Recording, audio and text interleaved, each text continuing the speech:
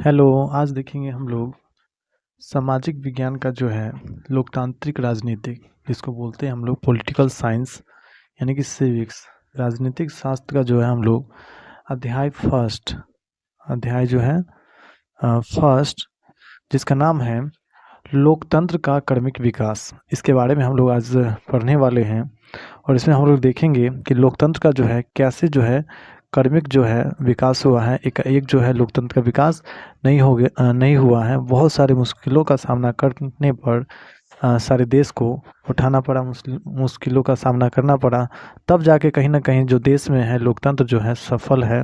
आज लगभग देखेंगे तो दुनिया के 100 देश में जो है लोकतंत्र जो है स्थापित है। तो सबसे पहले हम लोग जान लेते हैं लोकतंत्र से पहले जो है शासन का कुछ प्रकार जो था उसके बारे में हम लोग जानने का प्रयास करते हैं। तो देखिए, लोकतंत्र से पहले अगर शासन का प्रकार देखें तो पहले जो चलता था राजतंत्र चलता था। कौन सा तंत्र चलता था? राजतंत्र। और इसमें जो है राजा जो है शासन करता था, यानी कि इसमें जो शासन करने का जो कौन था, तो राजा इसका जो है शासन करता था। वहीं अगर दूसरा अभी जो देखें तो सऊदी अरब में, कौन से? सऊदी अरब। सऊदी अरब में जो है अभी जो है राजतंत्र ही चल रहा है। समझ में आ रहा है आप लोग को? अगर दूसरा शासन का प्रकार देखें हम लोग तो तानाशाह, ये तानाशाह भी चलता था पहले, तानाशाह शाही। और तानाशाही का जो है अभी के उदाहरण में वर्तमान में उत्तर कोरिया है। कौन सा है? उत्तर कोरिया जो है ये तानाशाही शासन व्यवस्था का जो है उदाहरण है। वही शासन का तीसरा प्रकार हम लोग देखें तो शासन का तीसरा प्रकार देखें तो सैनिक शासन भी जो है शासन का प्रकार है, सैनिक शाही या फिर सैनिक शासन व्यवस्था। और इसका जो अभी उदाहरण है म्यांमार है। वर्तमान में जो सैनिक शासन का उदाहरण जो है म्यांमार देश है। वही अगर सबसे अच्छा जो शासन व्यवस्था माना जाता है, अगर शासन का चौथा प्रकार देखें तो ये लोकतंत्र ही है। क्योंकि लोकतंत्र के बारे में हम लोग जानते हैं कि लोकतंत्र में लोगों का शासन होता है। लोकतंत्र किसका शासन होता है? लोगों का शासन। और इसमें जो है समस्त शक्तियाँ जो है जनता के हाथ में ही होती है। जनता यानी कि यही जो लोग होते हैं। यहाँ पे लोग के द्वारा ही प्रतिनिधि चुने जाते हैं और वही प्रतिनिधि जो है सरकार बनाते हैं और फिर अपनी अपनी समस्याओं का जो है संसद में हो या फिर विधानसभा में हो, समस्या रखते हैं अपने अपने क्षेत्र का और उसका जो है निदान करते हैं। एक जनता ही ये सारा काम करता है। तो हम लोग बोल सकते हैं जनता के द्वारा जो शासन चलता है, यानी कि जनता के द्वारा जो शासन की व्यवस्था की जाती है या जनता के द्वारा जो शासन व्यवस्था संचालित की जाती है, उसे जो है लोकतंत्र कहते हैं। तो लोकतंत्र ऐसी शासन व्यवस्था है जो जनता के द्वारा जो है संचालित की जाती है। तो ये जो है लोकतंत्र होता है।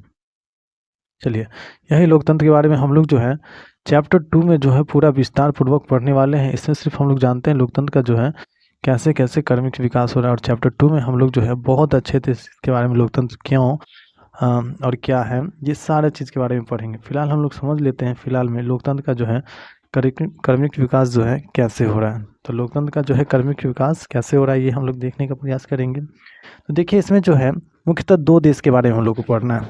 लोकतंत्र के क्रमिक विकास में जो है हम लोग को 2 देश के बारे में पढ़ना है। एक तो है दक्षिण अमेरिका महाद्वीप के प्रमुख देश चिली और दूसरा जो देश है वो जो है पोलैंड है। इन्हीं 2 देशों के बारे में पढ़ना है और भी थोड़ा बहुत देश के बारे में पढ़ना है, लेकिन मेनली जो है ये 2 देश के बारे में हम लोग पढ़ेंगे कि किस प्रकार से जो है लोकतंत्र वहाँ पे स्थापित करने में क्या क्या घटनाएं हुई, कितना आंदोलन करना पड़ा, इसी सब के बारे में जानते हैं। तो सबसे पहले हम 1980 के घटनाक्रम चक्र में चिली के बारे में जानते हैं। तो चिली जो है दक्षिण अमेरिका महाद्वीप का जो है एक देश है। चिली जो है दक्षिण अमेरिका महाद्वीप में का एक देश है। और यहाँ जो है आयांदे नामक जो व्यक्ति हैं वो जो है सोशलिस्ट पार्टी की स्थापना करते हैं।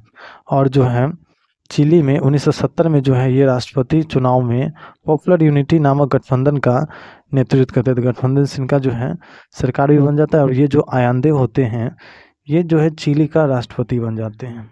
तो आप लोग याद रखेंगे 1970 के दशक में जो है कौन थे वहाँ के राष्ट्रपति?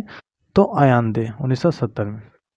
अगला पॉइंट देखेंगे, आयांदे राष्ट्रपति निर्वाचित होने के बाद सामाजिक सुधार के अनेक कार्यक्रम चलाए, जैसे कि मजदूरों की दशा सुधारने में, वहीं शिक्षा प्रणाली में सुधार के अनेक प्रयास किए। चिली के आयांदे सरकार ने कई कार्यक्रम चलाए, जैसे कि बच्चों को मुफ्त दूध बांटना, भूमिहीन किसानों को जमीन बांटना आदि। कहने का मतलब ये जो सरकार है बहुत अच्छे अच्छे कार्य कर रहे थे। लेकिन क्या होता है, इसी समय विदेशी कंपनियां देश के तांबे जैसे प्राकृतिक संपदा बड़े पैमाने पर देश से बाहर ले जा रहे थे और काफ़ी मुनाफा कमा रहे थे। इस देश से जो है भारी मात्रा में जो है प्राकृतिक संसाधन को जो है जैसे तांबा को बाहर ले जाकर भारी मुनाफा कमाते थे, काफ़ी मुनाफा कमाते थे। फिर देखिए यहाँ पे राष्ट्रपति सल्वाडोर आयांदे, यानी कि वही सल्वाडोर आयांदे जो है विदेशी कंपनियों के कृत्यों का विरोध किया। ये जो है विदेशी कंपनी का जो है विरोध किए। लेकिन चिली के चर्च, जमींदार वर्ग और अमीर लोग ने तथा कई राजनीतिक दलों ने राष्ट्रपति के इन सुधार कार्यक्रम का विरोध किया, क्योंकि कहीं ना कहीं इन सब वर्ग के लोगों को विदेशी कंपनी से जो है फ़ायदा हो रहा था। समझे, देश को खोखला हो रहा था, ये इनको मालूम नहीं था। इनको जो बस पूरी मुनाफा कमाना था और उनके विरुद्ध जो है षड्यंत्र शामिल हो गए। षड्यंत्र में जो है शामिल हो गए। तो किनके विरुद्ध षड्यंत्र हो रहा है, तो आयांदे के विरुद्ध। चलिए, फलस्वरूप जो होता है 11 सितंबर 1973 को नौसेना के एक समूह ने चिली के एक प्रसिद्ध बंदरगाह पर कब्जा कर लिया। अब देखिए जो है 1973 में नौसेना के एक समूह चिली के एक प्रसिद्ध बंदरगाह पर जो है चिली के एक प्रसिद्ध बंदरगाह पे जो है कब्जा कर लेता है। देश के रक्षा मंत्री को सेना के लोगों ने गिरफ्तार कर लिया और देश के जो रक्षा मंत्री होते हैं उनको जो है सेना के लोगों ने गिरफ्तार कर लिया और सेना के अधिकारियों ने रेडियो के माध्यम से राष्ट्रपति को पद छोड़ने के लिए कहा। राष्ट्रपति आयांदे ने इस्तीफा देने से या देश से बाहर जाने से बिल्कुल जो है इनकार कर दिया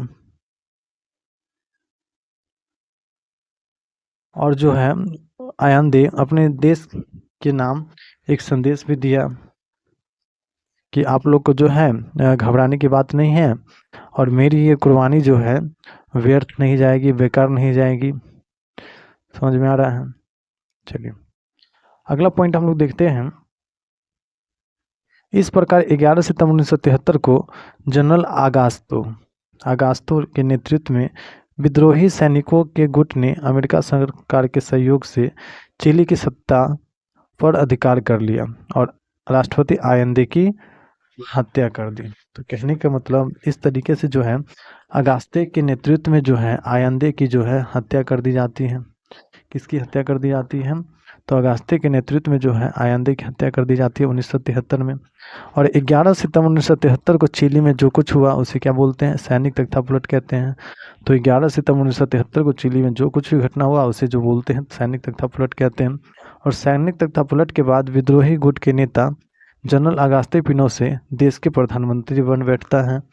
और देखिए आयांदे जो है आयांदे की हत्या करके ये क्या करता है, 11 सितंबर 1973 को खुद देश का जो है प्रधानमंत्री बन जाता है। पिनोसे की सरकार ने आयांदे के समर्थकों और लोकतंत्र की मांग करने वालों का दमन किया और उनकी हत्या करवाई और आयांदे की बेटी एवं परिवार वाले को जेल में डाल दिया और कितने लोग को लापता कर दिया, यानी कि बहुत ज़्यादा जुर्म किया इस शासन व्यवस्था में।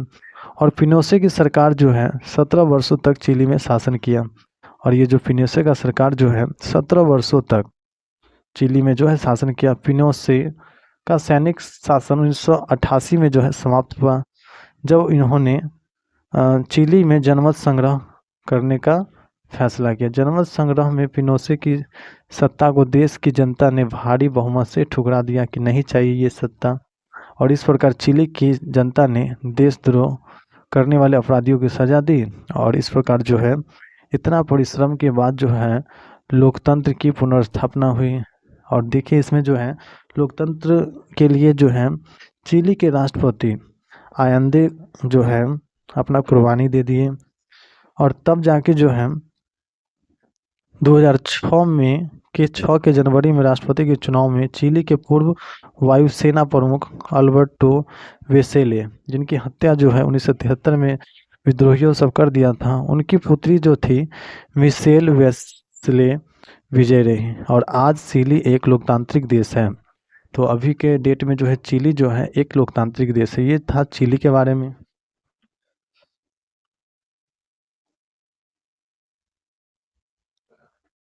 चलिए अगला जो घटनाक्रम हम लोग को पढ़ना है पोलैंड के बारे में पढ़ना है। अगला जो घटनाक्रम पढ़ना है हम लोग को पोलैंड के बारे में पढ़ना है कि लोग पोलैंड में लोकतंत्र हेतु संघर्ष। तो देखिए पोलैंड जो है, पोलैंड पर उस समय जारू जेलेस्की के नेतृत्व में पोलिश यूनाइटेड वर्कर्स पार्टी का ही शासन था। और जो वहाँ जो था साम्यवादी दलों यानी कि सोवियत संघ की साम्यवादी शासन चल रहा था पोलैंड में, यानी कि लोकतंत्र से पहले। और किसी अन्य राजनीतिक दल को राजनीति में भाग लेने की किसी अन्य राजनीतिक दल को राजनीति में भाग लेने की अनुमति बिल्कुल नहीं थी।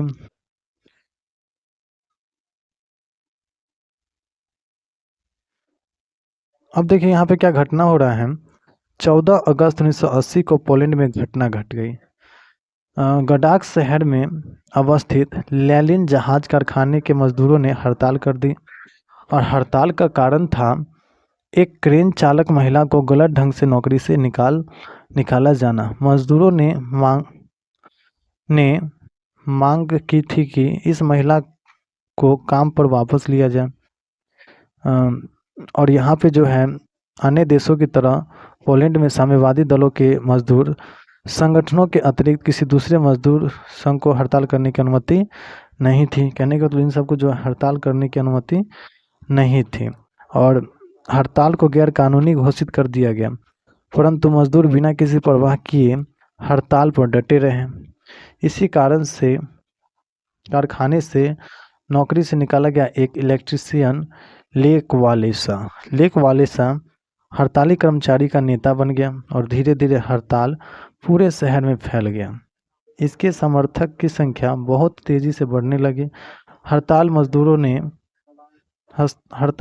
ने सरकार के समक्ष कुछ मांगे रखी और ये मांग थी कि देश में स्वतंत्र मजदूर संघ को मान्यता मिले, राजनीतिक बंदियों को रिहा किया जाए और प्रेस पर लगी सेंसरशिप हटाई जाए। तो ये सब जो है मजदूरों का मांग था। इस तरह आंदोलन की लोकप्रियता के समक्ष सरकार को झुकना पड़ा और लेक वालेसा के नेतृत्व में मजदूरों ने सरकार के साथ 21 सूत्री समझौता किया। यह समझौता गडांक संधि कहलाई और यह गडांक संधि के बाद एक नया मजदूर संगठन बना जिसकी लोकप्रियता पूरे पोलैंड में बढ़ गई। इस मजदूर संगठन का नाम सोलिडरनोस्क अर्थात सोलिडेरिटी रखा गया। एक वर्ष के भीतर ही सोलिडेरिटी की शाखाएं पूरे देश में स्थापित हो गई और इसकी सदस्य संख्या 1 करोड़ के करीब पहुंच गई। और 1988 में लेक वालेसा के नेतृत्व में पोलैंड में फिर हड़ताल हो गई और लेक वालेसा के नेतृत्व में आंदोलन पूरे देश में फैल गया। अंततः पोलैंड की साम्यवादी सरकार को झुकना पड़ा और 1989 में पुनः सरकार एवं लेक वालेसा के बीच एक समझौता हुआ।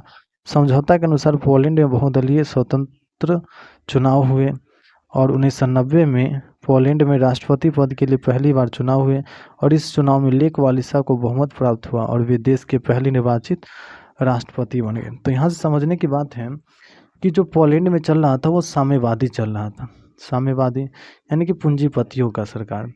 और वहाँ पे जो है मजदूरों के साथ अत्याचार होता था, उनको बिना किसी चेतावनी के नौकरी से निकाला जा रहा था। इसी का विरोध जो है मजदूरों ने बिना कुछ सोचे किया, आगे पीछे सोचे किया कि हमें नौकरी से भी निकाल भी दिया जाए, इसका कोई बिना डर किए हुए, और निकाला और एक मजदूर संघ का स्थापना किए। और वही मजदूर संघ का जो नेता बन गया वो कौन बन गया, तो लेक वालेसा जो है मजदूर संघ का नेता बन गया। और धीरे धीरे जो है आंदोलन करते करते फिर से एक स्वतंत्र चुनाव हुए लोग 1990 में। और लेक वालेसा जो है पोलैंड,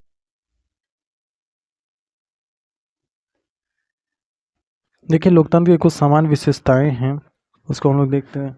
तो लोकतंत्र में यह व्यवस्था रहती है कि लोग अपनी मर्जी की सरकार चुन सकते हैं, बिल्कुल चुन सकते हैं। तो लोकतंत्र में जो है यह व्यवस्था रहती है कि लोग जो है अपनी मर्जी का सरकार चुन सकते हैं।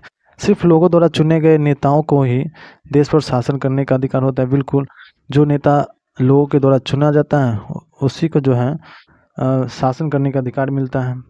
और लोकतंत्र में लोगों को अभिव्यक्त की स्वतंत्रता है, लोग जो है अपनी बातों को रख सकता है।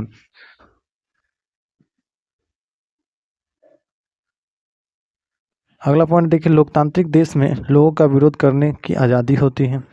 लोगों को जो है विरोध करने की आज़ादी होती है। पूर्णतः जो है लोग संघर्ष कर सकते हैं और लोगों को संगठन बनाने का भी अधिकार होता है लोकतांत्रिक व्यवस्था में। अब कुछ देश के बारे में जान लेते हैं कि लोकतंत्र जो है का विस्तार किस प्रकार से हुआ आधुनिक विश्व में। तो देखिए 1789 का बात करें तो यहाँ पे फ्रांसीसी क्रांति हुआ, और फ्रांसीसी क्रांति जो हुआ था उस समय वहाँ पे जो है राजशाही शासन व्यवस्था चल रहा था, और इस क्रांति के फलस्वरूप जो है फ्रांस में जो है लोकतंत्र की व्यवस्था हुई। और वहाँ पे जो है फ्रांस के शासकों ने कई बार लोकतंत्र को उखाड़ फेंका था, परंतु फ्रांस में केवल 1789 क्रांति का संदेश संसार के कई देशों में फैल गया, और इस जन विद्रोह ने यूरोप में जगह जगह लोकतंत्र के लिए संघर्ष किया। तो फ्रांस की क्रांति कब हुई थी? 1789 में, और इसके फलस्वरूप ही फ्रांस में जो है लोकतंत्र का बहाल हुआ। वहाँ भी बहुत ज़्यादा संघर्ष हुआ लोकतंत्र के लिए। चलिए अगला जो देखते हैं हम लोग, ब्रिटेन में 1688 में गौरवपूर्ण क्रांति के बाद लोकतंत्र ने धीरे धीरे अपने पैर जमाने शुरू कर दिए। तो ब्रिटेन में भी गौरवपूर्ण क्रांति कब हो रहा है? तो 1688 में, और इसके परिणाम स्वरूप ही वहाँ पे लोकतंत्र का जो है धीरे धीरे विकास हो रहा है। और 1776 में अमेरिकी नागरिकों ने ब्रिटिश हुकूमत को उखाड़ फेंका और अमेरिका स्वतंत्र हो गया। सभी उपनिवेशों ने अपनी सहयोग से संयुक्त राज्य अमेरिका का गठन किया, और अमेरिका में 1789 में एक लोकतांत्रिक संविधान लागू किया गया, और आज इसी प्रकार संविधान के अनुसार अमेरिका की शासन व्यवस्था संचालित की जाती है। तो 1789 में जो है अमेरिका का संविधान लागू होता है, और वहाँ पे जो है लोकतांत्रिक शासन व्यवस्था जो है बहाल की जाती है अमेरिका में भी। अब देखिए 1900 ईस्वी तक न्यूजीलैंड को छोड़कर किसी देश की जनता को सार्वभौमिक वयस्क मताधिकार प्राप्त नहीं था। तो सबसे पहले जो है न्यूजीलैंड ने अपने देश के लोगों को 1893 में वोट देने का अधिकार दिया। तो सबसे पहले जो है दुनिया में न्यूजीलैंड के लोग ने ही, देश के लोगों ने ही अपने देश में वयस्क मताधिकार। अगला पॉइंट देखिए, एशिया और अफ्रीका के अधिकांश देश यूरोप राष्ट्रों के उपनिवेश थे। बिल्कुल, एशिया हो या फिर अफ्रीका हो, ये सारे के सारे इनमें जो देश हैं, अधिकांश जो देश हैं यूरोप राष्ट्र के उपनिवेश थे। इन उपनिवेशों के नागरिकों को कोई राजनीतिक अधिकार नहीं था। अंततः इन देशों की जनता ने अपने अपने देशों में लोकतंत्र की स्थापना के लिए संघर्ष शुरू कर दिया। उनमें से हमारा भी देश है भारत, जो कि 1947 में जो है स्वतंत्र हुआ, और यहाँ जो है लोकतंत्र की स्थापना हुई। फिर पढ़ते हैं हम लोग घाना। तो घाना पहले ब्रिटेन का उपनिवेश था, और इसका नाम गोल्ड कोस्ट था, और यहाँ ये भी जो है 1957 में जो है आज़ाद हो रहा है, और 1966 में घाना के एनक्रूमा का तख्ता पलटा दिया गया, और लोकतंत्र का खात्मा हो गया। तो यहाँ भी जो है लोकतंत्र के लिए संघर्ष हुए। अब यहाँ पे देखिए कुछ देश, यहाँ पे देखिए वैसे देशों का नाम है जिसमें जो है मताधिकार यानी कि वोट देने का अधिकार जो है दिया गया। यहाँ पे वैसे देशों का नाम है जहाँ पे जो है सबसे पहले वोट देने का अधिकार दिया था। सबसे पहला नाम जो आता है 1893 में न्यूजीलैंड के लोगों को आता है। और हमारा भारत का बात करें तो भारत में जो है 1950 में दिया गया था, जब संविधान जो है लागू हुआ था। अब देखिए 1980 के बाद लातिनी अमेरिका में लोकतांत्रिक सरकार का जो है बहाली शुरू हुआ। अमेरिका के लातिनी में जो है लोकतांत्रिक सरकार की बहाली शुरू हो रही है। अब जो हमारे पड़ोसी देश नेपाल के बारे में जानते हैं, तो नेपाल जो है 1948 में नेपाल का पहला संविधान बना। इस संविधान के अंतर्गत राजा ही नेपाल का वास्तविक शासक था और 1959 में राजा महेंद्र ने नया संविधान लागू किया और संसद के लिए पहली बार चुनाव किए। लेकिन क्या होता है वहाँ पे 1962 में राजा महेंद्र ने देश में लोकतंत्र को समाप्त कर दिया। 1990 में लोकतंत्र में आंदोलन के परिणाम स्वरूप बहुदलीय लोकतंत्र की स्थापना हुई।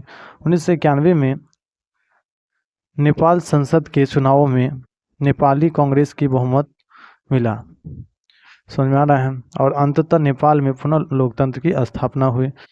फिर देखें तो 2005 में जो है ये संसद भंग हो जाती है और पुनः लोकतंत्र को जो है राजा ने समाप्त कर दिया। फिर लोकतंत्र के लिए संघर्ष होते हैं और 2008 में जो है संविधान सभा का चुनाव कराया गया और नेपाल प्रथम गणतंत्र के राष्ट्रपति डॉक्टर रामवरधन यादव एवं प्रधानमंत्री प्रचंड हुए फिर 2008 में। तो इस प्रकार से लोकतंत्र के लिए जो है वहाँ भी आंदोलन हुए, नेपाल में भी। अब जो हम लोग देखने वाले हैं 1990 के दशक पाकिस्तान में एक बार पुनः लोकतंत्र की स्थापना हुई, लेकिन यह अस्थायी नहीं रहा। 1999 में जनरल परवेज मुशर्रफ ने प्रधानमंत्री नवाज शरीफ का तख्ता पलट करते हुए सैनिक शासन की स्थापना की। तो पाकिस्तान में भी जो है सैनिक शासन की स्थापना की गई और 2008 में फिर चुनावों के बाद पाकिस्तान पीपुलर्स पार्टी की गठबंधन सरकार सत्ता में आई। 2008 में फिर से जो है लोकतंत्र की बहाली हुई। पहले तो था ही, फिर जो है सैनिक शासन व्यवस्था आ गया और फिर जो है लोकतंत्र की बहाल हुई। फिर देखते हैं हम लोग वर्मा, जो कि म्यांमार 1948 में औपनिवेशिक शासन से आज़ाद हुआ। म्यांमार ने लोकतंत्र को अपनाया। 1962 में सैनिक तख्तापलट से लोकतंत्र का अंत हो गया। फिर 1999 में लगभग 30 वर्षों के बाद पहली बार चुनाव हुए। आंग सान सू की अगुवाई में जो है बहुमत प्राप्त हुआ वर्मा में।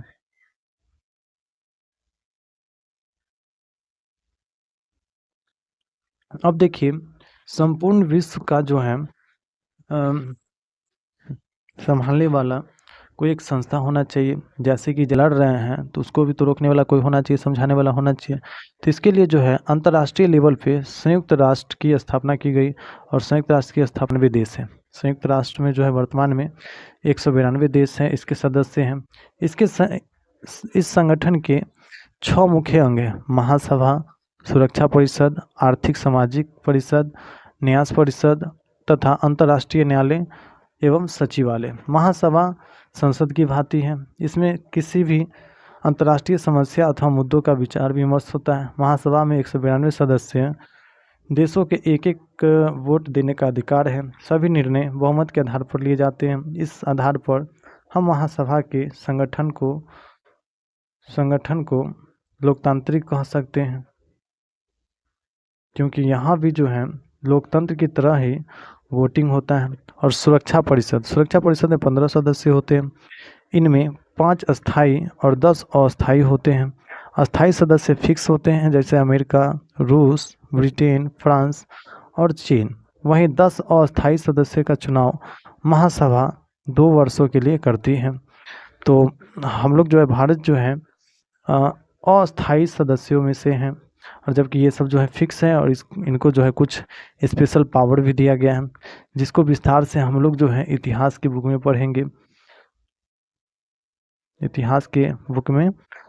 पढ़ेंगे। शांति।